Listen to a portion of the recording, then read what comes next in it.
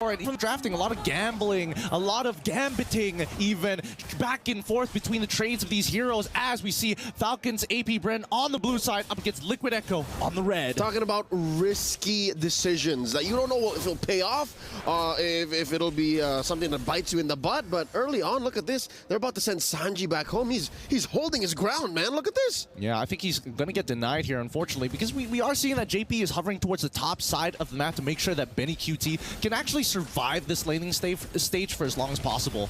Oh, great stuff. Even JP just blocking the skill shot with his body. Nicely done. That's a quick score up top for TLPH. Kyle TZ checking in on the small camp. Gonna be pushing out JP. This is dangerous. Again, a Roger and a Julian at level 3 and level 2.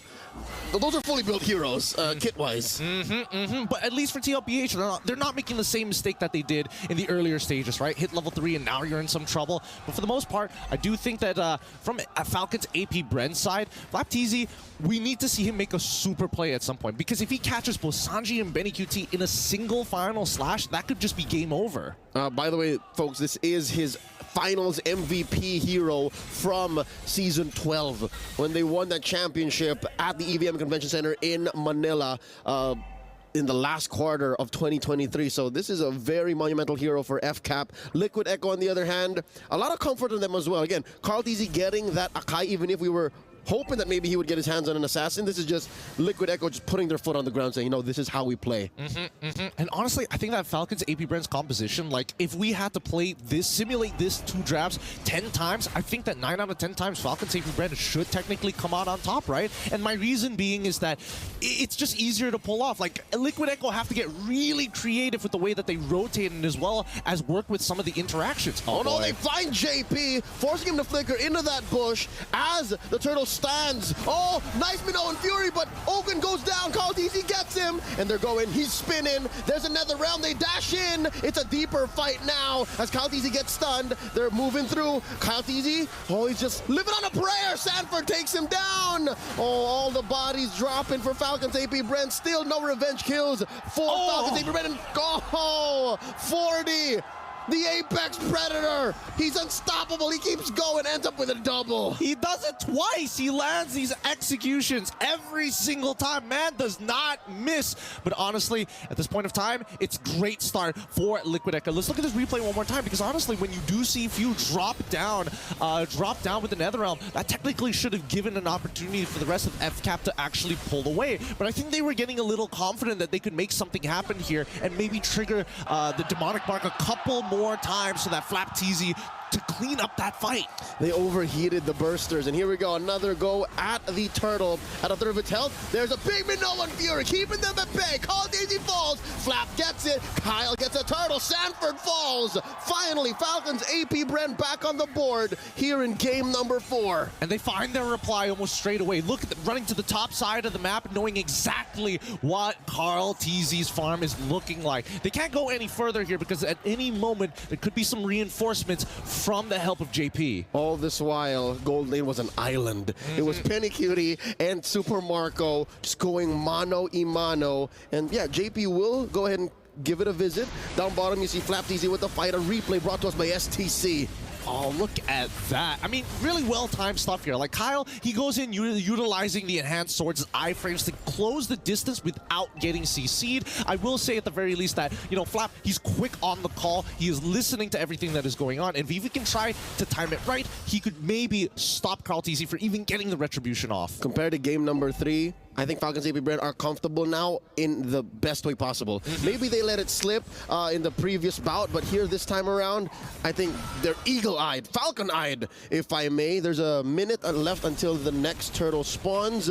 Marco, again, showing exactly why the Rogers favorite in most lineups in the gold lane.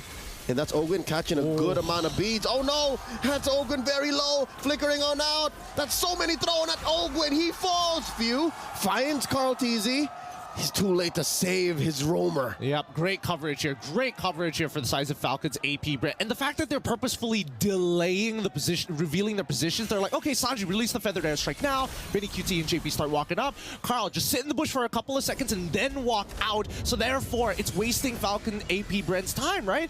Oh, maybe he's not there. Maybe we can walk up mid. Suddenly 4 people show up. Oh, shucks. We can't do it anymore. It's the delayed release. It's a limited drop culture. There's a shirt, there are shoes, there are pants. Oh no, I need the whole set. Now there's a fight breaking out up top. Sanji with the feathered airstrike, a few volleys dropping. No one home for the final slash. Flapped easy. Vengeance 1, Vengeance 2. JP at half health, throwing a few wisps over to Flap Teasy's way. Few dueling with Sanford. Benny Cutie with the entropy. And they let go. They disperse. All right, neither team willing to commit. I like this. I like this more because Sanford still has that penalty zone. At any time they could trigger it and they don't mind. Wait, hold on. Hold on. It's going to escalate. Final slash back online. Minnow and Fury coming in. Big knockup. Call Easy very low. Call Easy secures it. Flap Easy gets the kill. Sanford flickering on out. NetherRealm already spent through. JP flickering on out. Flap Easy tracking with that vengeance. Call Easy with the enhanced chains. And are they going to back off? Benny Cutie with a defensive entropy. Just a few fires, a volley of basics just to push him back. That's a tier 1 pushed in mid for Falcons APBREN. A huge win for Falcons APBREN. Opening up mid tier 1 is going to open up entire access to the jungle's top and bottom side of this map. Let's quickly look at the items, right? We do see the Blood Wings purchase coming in specifically from Sanji. That's going to keep him alive for now. But at the same time, we've seen that just with the Genius Wand alone from Kyle TZ is enough to actually create a one-shot angle or at least chunk him down to that Super Marco can guarantee the kill. Whoa. Final slash on the Carl TZ. Everything but the kitchen sink thrown at the GOAT. Can he survive? Flap takes down his TZ bro. That's unfortunate. That's real unfortunate. It looks like Falcons APBREN now looking at the weak link, and it might just be Carl TZ here because JP, he's not covering him. He's fine. He's fine. You could have gotten me confused between Flap and Kyle because Flap is acting like an assassin right now. He's dangerous, and not to mention that Few. He's cutting corners. They're still going. The Minnow and Fury knocking them up. JP's going down. Benny Cutie first. That's a double kill for Kyle. That's insane. What a great play coming in from Falcons APBREN. They turned into turbo mode this time. Find the punish, extended, stretch him out like dough, just like in game 1 and game 2. Let's look at the replay because you can see, right? Oh, Benny, quickly. Oh, I got hit by everything. Purify.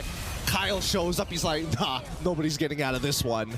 Just like how TLPH started in the early game with the delayed entry, again, the limited drop culture, they're also doing it here, but they're also integrating the extended box principle. They constantly move their box, mainly because of JP with the guiding winds, but after that, everything solved. Bub's your uncle. They have enough CC, enough reliable damage, and damage coverage. Yes, there's a lot of magic damage from both sides, but let's not forget Super Marco's here. Even Flap deals a good amount of damage with the Thunderbelt. Exactly, and that's why he's so dangerous, right? That's why this team continuously, look at them, they're chunking out Sanford. They got his flicker. Final slash displacing the Terizla, and there's Sanji coming in. Heavy spin, forcing out NetherRealm. Kaldizi very low, put up against the corner. Sanford, can his BOS keep him alive? There's a vengeance, there's a dash. JP barely alive, down goes Sanford.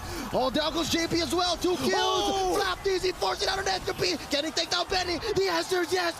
Boom! The Filipino cannon strikes again, allowing a double kill for his boy Few. This game, high octane action here. We got to bring it back a little bit because the energy is high and the crowd is going wild. But Falcons APBREN, cool as a cucumber. If we want to throw it back to M2, you can't do it without bringing Few and Flap TZ and Coach Ducky into the equation. So if it's Carl TZ zoning in, going back to Singapore, you can't do that without bringing Flap, Few, and Ducky into the story. They also won that championship. They also played out of their minds, and now they're doing the same. That's a almost 8K gold lead here at 9 minutes. It's wild. For now, it's about how much damage can they apply, because Liquid Echo, they still need a lot of scaling. We're not seeing Holy Crystals being purchased just yet, and until that point, Falcons APBREN might be a step ahead with the Athena shields already. I'll say 2 steps ahead. CUP2024 picks up his own, and there is a synchronized wave in mid and up top. Holy Shield still online for never mind. It gets popped by that cart, and there's Sanji with a defensive, a feathered airstrike, and there's the entropy. Can they punish Falcons APBREN? Can they deny the inhibitor push? They're doing their best. Heavy spin, few gets popped. Down goes CUP2024. They do save the turret. Mid still standing. Another wave up top. Falcons APBREN relentless. Absolutely relentless. And more importantly, they're able to hold this high ground defense for a little bit long. Oh! They go in, and a Minoan Fury knocks him out, plus the chains, plus CUP2024 vengeance on Sanford. That's it. Call it. Falcons APBREN are moving on through the grand finals. GG!